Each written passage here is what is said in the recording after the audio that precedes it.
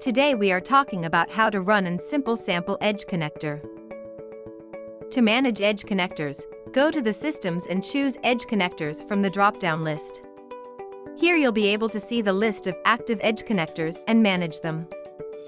To start the simple sample edge connector, click on the plus sign and choose the type of connector you want to start running. For this example, please select Simple Sample. In the Configuration tab, you'll see the telemetry send period, which is set to 5 minutes.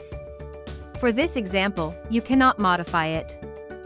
Next, go to the Devices tab and find your example device by its popular name, litera or ID. Select your temperature sensor and actuator by checking the boxes next to them. Finally, click the Create button to submit the form and create your edge connector. Congratulations! You've successfully created the simple sample edge connector that will send telemetry observations to the chosen sensors. Now, you may open your example device and check the observations or try to change the temperature.